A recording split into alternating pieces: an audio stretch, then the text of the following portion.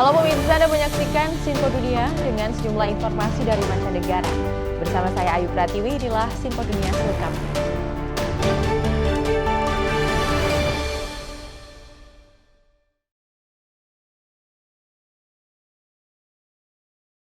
Kita ke informasi pertama pemirsa, tingkat kematian akibat tenggelam di Amerika Serikat terus meningkat. Untuk itu sebuah LSM memberikan pelajaran renang gratis kepada anak-anak muda. Tak hanya untuk mengurangi angka korban tenggelam, tetapi juga sebagai sarana pengembangan kemampuan yang positif. Ini adalah tahun kedua Keira Knight ikut program belajar renang gratis di New York. Semasa kecil, ia pernah nyaris tenggelam. I was close to a drowning experience, so my father felt like it was necessary in order for us to be put into swimming lessons. You know, swimming lessons cost money. This is free, so, you know. Keira, 21 tahun asli dari New York. Dia jadi salah satu peserta kelas intensif 6 minggu LSM bernama Rising Tide Effect yang menawarkan kelas renang ke komunitas kurang terlayani di kota New York. Kematian akibat tenggelam bertambah sekitar 500 orang setiap tahunnya dari 2020 hingga tahun 2022 jika dibandingkan 2019. Menurut Badan Pencegahan dan Pengendalian Penyakit Amerika Serikat, CDC, Kate Cross dirikan Rising Tide Effect untuk kurangi angka ini. And as a New Yorker, it breaks my heart. It makes me sick that people are out there dying in rip currents because they don't know enough not to go in them. Murid Kate juga dapatkan manfaat lain selain renang di kolam publik. Tuesdays and Wednesdays we swim here in the pool, and Thursdays we go to the Beach 67 to learn how to surf and stuff, and learn how to be immune to the ocean water instead of the pool water, because the pool and the ocean are two different things. Organisasi Kesehatan Dunia PBB WHO sebut setiap jam rata-rata 26 orang meninggal karena tenggelam. I do think that one of the reasons for, let's say, a relative lack of engagement with drowning to date is simply because it's not really widespread knowledge that drowning is as big of a problem as it is, and B is as easily preventable. Bagi Keira Knight, pengalamannya di Rising Tide Effect tak hanya soal meningkatkan kemampuan renangnya, namun juga kemampuan lainnya. Being here, you're open to a lot of opportunities. Here we're getting our CPR and our first aid certifications. Not a lot of us are able to get that nowadays, without having to pay any money. Program ini menyasar anak-anak muda dari kawasan rentan di kota New York. A lot of the youth, especially the ones that are in our groups who are coming from really intense gun violent neighborhoods, need to have access to this piece. And if they can just experience the joy in the pool the way I do, the way my colleagues do, then maybe they're going to want to pursue a career related to the water.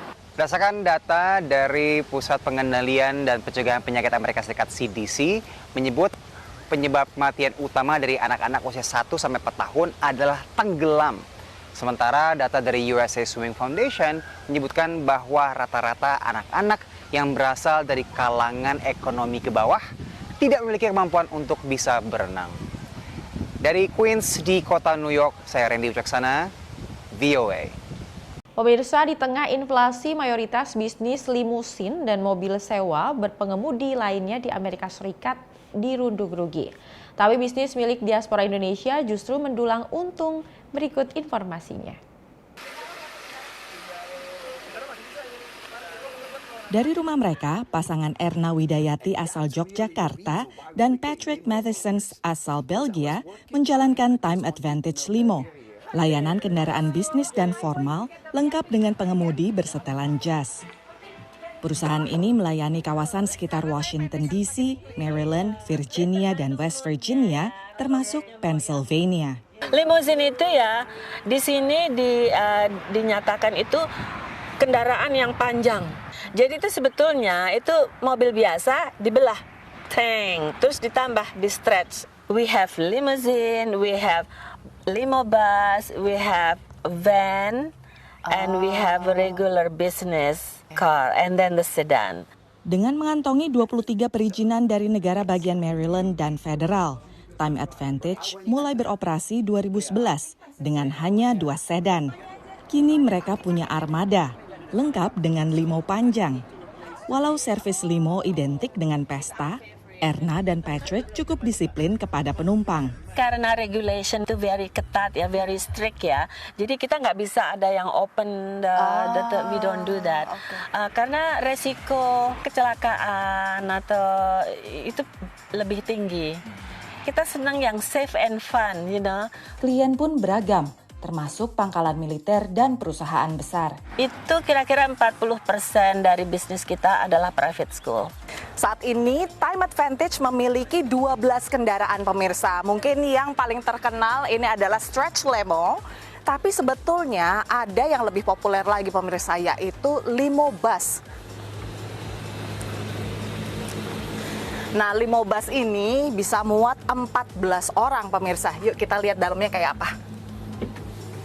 The reason why I designed it this way is we do a lot of long trips to New York and stuff, and we do a lot of business people lately. So in the morning when we drive them to New York, they're sitting on the tables, they have outlets there for their laptops, and they are doing their work. Then in New York, they do their business meeting, and in the late afternoon, we drive them back, and they sit in the back here and have some refreshments. With COVID, we had a very difficult time. We had to go into a retirement account, but we survived. We survived and other businesses closed. So now we have this whole area because they have nobody else to go to. And we kept our prices below, below competition because we want people have a good time. Andrea Howe sudah menggunakan jasa mereka selama 10 tahun. I feel like they really care about their clients. They're not just a big corporation. They really have that personal relationship. They bend over backwards to make sure that they can do the times that you need. You get that kind of family experience. They don't just treat you as a customer. You kind of become family. Dari Hagerstown, Maryland, Aryatna Budianto, Ronan Zakaria, dan Irfan Ihsan, VOA. Amerika Serikat berupaya mengubah tempat pembuangan sampah menjadi sumber biogas untuk menghasilkan listrik. Warga menyambut proyek ini karena menciptakan lapangan kerja dan mengurangi masalah kelangkaan listrik. Beberapa bulan lalu, tempat pembuangan sampah ini sangat merusak pemandangan dan mengeluarkan bau busuk di udara. Tapi kini tidak lagi. Perusahaan lokal bernama Geo Pomona Waste Management mencoba mengubah tempat ini menjadi sumber biogas dan listrik. Sejumlah warga dari kota terdekat ikut menjadi pekerja untuk membangun proyek ini.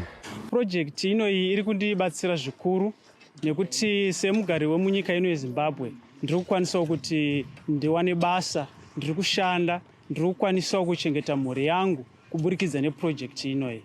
Proyek ini akan memanfaatkan mesin pengolah untuk mengambil sampah organik dan mengubahnya menjadi biogas yang kemudian digunakan untuk menghasilkan listrik. Menurut perusahaan Landforce Energy, biogas punya banyak manfaat tapi memerlukan investasi cukup besar. Biogas is that it's a renewable energy source. Also, you can do many things like cooking, brooder heating, as well as harvesting an organic fertilizer, which then replaces the use of chemical fertilizers. The disadvantages, the initial investment costs, and also the need for continuous monitoring and maintenance of the digesters. Menurut salah seorang insinyur energi limbah di Geo Pomona Waste Management, proyek ini akan bisa menyelesaikan masalah tempat pembuangan sampah raksasa di Harare yang menjadi penyebar penyakit. After that, we drill biogas wells, which will extract biogas from the waste, organic waste, which was underneath, which degrades and produces biogas. Then after that, we generate with the new waste, we generate 16 to 22 megawatts of electricity through the incineration process, whereby we have to burn the waste in a combustion chamber. Tapi Direktur Harare Residence Trust mengatakan proyek yang didukung pemerintah ini merupakan eksploitasi yang tidak berkelanjutan terhadap para pembayar pajak di Harare. Karena menurutnya perusahaan ini mengenakan biaya tambahan untuk pengambilan sampah. We have added an addendum that is requesting the city of Harare to pay an additional $124 per ton of garbage collected. So this will be exploitative to the city of Harare, as it amounts to around US $3 million per month, and the ratepayers cannot afford that. Bagaimanapun, ibu kota Zimbabwe ini tampaknya akan memiliki pembangkit listrik tenaga biogas dalam beberapa bulan mendatang. Karena sebagian warga berharap jumlah yang mendukung akan lebih besar dibanding yang menolak proyek ini. Dari Arlington, Virginia, saya Helmi Yohanes dan tim VOA. Sementara itu pemirsa, olahraga untuk kelompok disabilitas terus tumbuh di Amerika Serikat. Kelompok tunanetra kini bisa bertanding hoki es adaptif. Selain mengasah keterampilan, dengan aktivitas ini juga memberikan harapan kelompok disabilitas bisa bertanding dalam Paralimpiade di masa depan.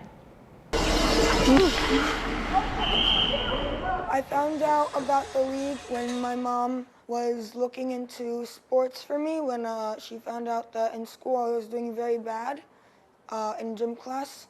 The gym teacher always would say, "No, you have a visual impairment, you're not allowed to play in the gym class, you're gonna get hurt."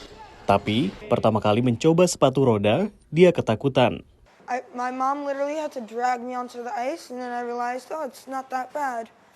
Aturan permainan hoki untuk tunanetra sama dengan hoki pada umumnya. Yang menjadi pembeda adalah keping hoki.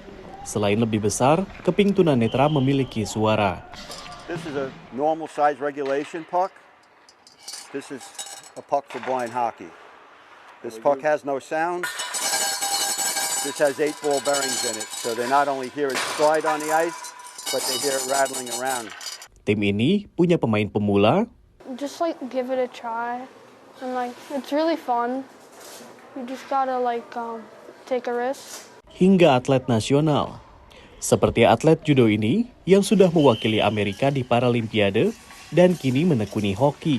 I actually did judo for a long time, from 2013 onward, and I had the opportunity to compete in the Paralympic Games, and so I decided to switch over to a team sport and see what that's like. I definitely want to get to a point where I can be a part of Team USA. That would be awesome. Bagi orang tua para pemain, tim ini lebih dari sekadar olahraga. They get to just hang out and just have people with other vision impairments, and it's a community that's very tight-knit. So you get to cheer each other on and have a ball while you're doing it. And I have to say that Liam has made some really good friends. Saat ini, hoki tunanetra belum masuk cabang olahraga Paralimpiade. Tim ini berharap hoki tunanetra sudah dapat dipertandingkan ketika Paralimpiade berlangsung di Los Angeles, Amerika Serikat tahun 2028. Hoki bagi kelompok tunanetra dikembangkan di Kanada pada tahun 1970-an. Dan olahraga ini masuk ke Amerika Serikat sekitar 10 tahun yang lalu dan kini telah berkembang pesat, di mana sejumlah tim hoki tunanetra sudah terbentuk di beberapa kota, seperti di Chicago, New York, dan juga Washington DC. Dari Washington DC, saya Rio Tuasikal dan tim VOA. Terima kasih Anda masih bersama kami dalam Sinpo Dunia. Pemirsa, sebuah gerakan di Kenya memanfaatkan teknologi pertanian perkotaan untuk mendorong warga menanam sayuran dan buah-buahan. Berikut informasinya.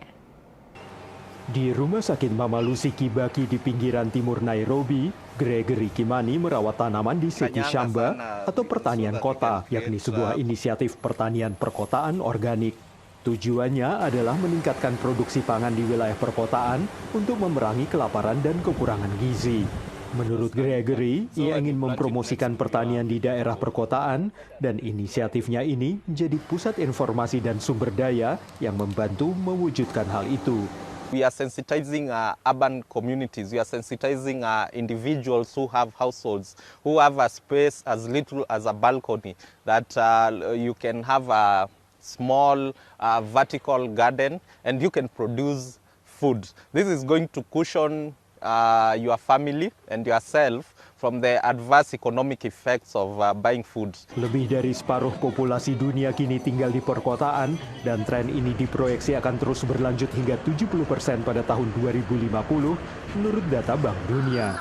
Bank Dunia mengatakan populasi Nairobi telah meningkat menjadi lebih dari 4 juta orang dan menurut Organisasi Pangan dan Pertanian PBB, meluasnya kota memicu pembangunan dan mengambil alih sebagian besar ruang yang dulunya dipakai untuk pertanian. Siti Shamba memakai teknologi pertanian perkotaan untuk memaksimalkan ruang yang tersisa. Inisiatif ini melatih warga dan bermitra dengan sekolah-sekolah untuk memberikan pengalaman langsung di bidang pertanian, yakni mata pelajaran utama dalam kurikulum baru berbasis kompetensi di Kenya. We have different technologies whereby we have fish farming, hydroponic, aquaponic, poultry farming, and we also have black soldier flies.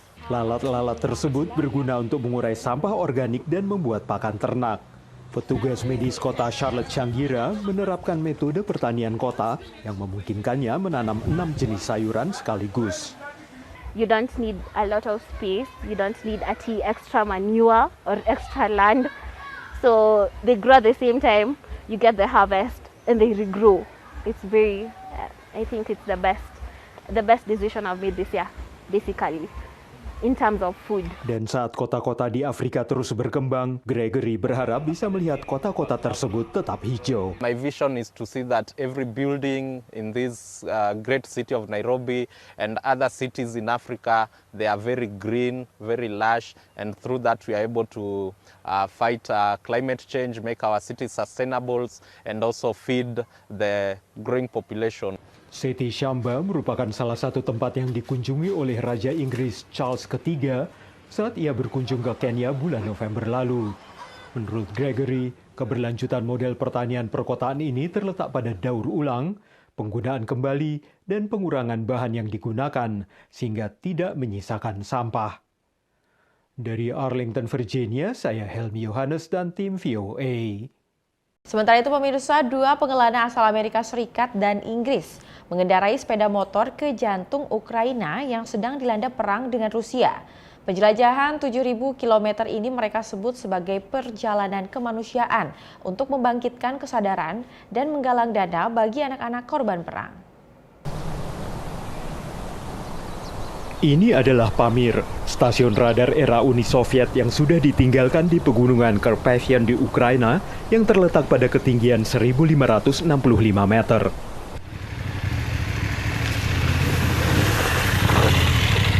Pelancong dan reporter Neil Bailey dan fotografer Kieran Radley menyusuri jalan pegunungan yang menantang sepanjang 15 km untuk melihat instalasi era Perang Dingin ini. Growing up as kids with the Cold War, we always had the nuclear threat and, spies and Reds under the bed, and it was very much my generation. Dibangun pada 1960-an sebagai stasiun pertahanan udara, 5 kubah ini kini menjadi pengingat akan ambisi Rusia. The last attempts by the Soviets to do something, now Russia's doing it again, and it's a different, is someone going to stand on a memorial 40 years from now to this war? Neil dan Kieran telah berkendara lebih dari 7.000 km di Ukraina, melewati berbagai pos pemeriksaan, melintasi jalanan dengan padang rumput di selatan, dan off-road di Carpathian. Definitely the motorcycle helps. It really breaks down barriers and it's a good icebreaker. I think you get better access, actually, because people are intrigued straight away. What's this hairy English guy doing on a motorbike? To better understand this... Neil tinggal di Amerika dan bekerja sama dengan Barber Motorsports Museum di Birmingham, Alabama. Dan ia sangat paham soal sepeda motor. I'm Neil Bailey, motorcycle journalist. Neil sudah berkeliling dunia dengan motor selama lebih dari 20 tahun, mengumpulkan dana amal lewat organisasi nirlabanya, Wellspring International Outreach Foundation.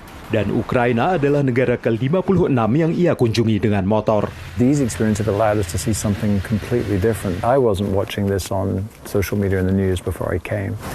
Selama lebih dari 4 minggu, kedua pria ini bertemu para penambang dan nelayan.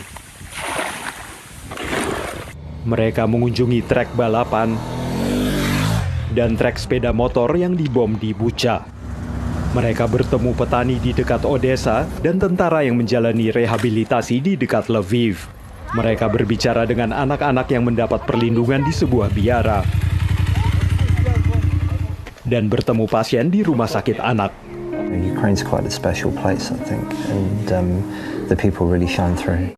Venezia menjadi tempat terberat dalam perjalanan mereka. Neil dan Kiran tiba 3 jam setelah rudal Rusia menghantam pusat kota dan menewaskan puluhan warga sipil. You just think these poor people had no chance. It's just like we're standing here right now. That's what it is. And how do we look at that? How do we reconcile that in our minds? Neil mengatakan ia ingin dunia juga melihat apa yang ia lihat. Karena menurutnya, begitu kita melihatnya, maka tidak mungkin lagi untuk mengabaikannya. Dari Arlington, Virginia, saya Helmi Yohanes dan tim VOA. Pemirsa, banyaknya sampah plastik dan berbagai jenis limbah yang mencemari danau di kota Goma di Republik Demokratik Kongo membuat sebuah perusahaan memanfaatkan sampah plastik dan danau tersebut yang diubah menjadi bahan bangunan. Polusi plastik mencemari banyak kota di Republik Demokratik Kongo. Di kota Goma di bagian timur dekat perbatasan dengan Rwanda, sampah plastik menyumbat kanal-kanal di Danau Kivu dan mencemari air yang biasa digunakan oleh warga untuk minum. Pave inatengenezwa takataka ya plastiki. Warga Goma, Mukengere Benvenue, mendirikan Resilience for Development Group, sebuah perusahaan yang mengumpulkan sampah plastik dan mengolahnya menjadi batu bata yang dipakai untuk membangun rumah. Mimi wentuma ya kwanza kusaidia mazingira, protection ya environment, ingine inasaidia kucreate kazi, kutengeneza kazi kwa vijana kama sisi, kwa mimi binafsi na kwa vijana. Mukengere melebur sampah plastik dan mengubahnya menjadi bahan untuk membangun rumah dan jalan. Menurutnya, ia kini perlu bantuan untuk membangun sebuah pabrik yang dapat menyediakan lapangan kerja bagi kaum muda. Kuna mikutano mingi, kuna wale maorganizasio mingi katika dunia, Amerika, Eropa, pasi Afrika, wale ambao wanaweza kuwasaidia mradi kama hiyo. Tunaweza kuwalomba nao watusaidie, waangalie Kongo. Waangalie Kongo. Kongo sio vita tu ya kila siku. Kongo sio mauaji tu. Kongo kuna hiyo initiative, kuna hiyo innovation iko na kuwa ya kusaidia wale ambao wanatumiwa katika vita wafanye kazi nyingine ya maana. Selama lebih dari 1 tahun, Kagaju Janvier sudah mengumpulkan sampah plastik di daerah Mugunga dekat Goma, tempat banyak mobil membuang sampah dari kota dan merusak wilayah pertanian. Menurut Kagaju, pekerjaan ini membantu menghidupi dirinya dan keluarganya. Kwangu binafsi nimeitumika ile muda wa mwaka mmoja, lakini ninaona ninapata chakula, ninapata nguo, na mtoto anaenda kwa masomo, napata pesa ya kumlipia, naona inanisaidia kwa hili. Salah seorang pelanggan mengatakan ia memakai batu bata plastik untuk proyek-proyek bangunannya. Menurutnya, bisnis milik Mukengere ini bermanfaat bagi warga. Yenye mtu ana kree naye kampuni yake ya kusema kama kree pave iko anatosha bajene mukiwanja venye bangekuwa bamwizi bangeingia mu groupe arme, anabatosha mu ile hali ya vile kusema wako banalogota ile masashe maplastiki. Mukengere mengatakan perusahaannya yang masih relatif baru ini menghasilkan antara 200 hingga 300 batu bata per hari. Dan itu tidak sebanding dengan jumlah limbah plastik yang masuk ke dalam danau. Dan itu berarti ia masih membutuhkan lebih banyak orang untuk mengembangkan proyek ini. Dari Arlington, Virginia, saya Helmi Yohanes dan tim VOA. Dan pemirsa, informasi tadi menutup perjumpaan kita kali ini. Tetap saksikan Sinfo Dunia hanya di Sinfo TV. Saya Ayu Pratiwi, mewakili kru yang bertugas mengucapkan terima kasih dan sampai jumpa.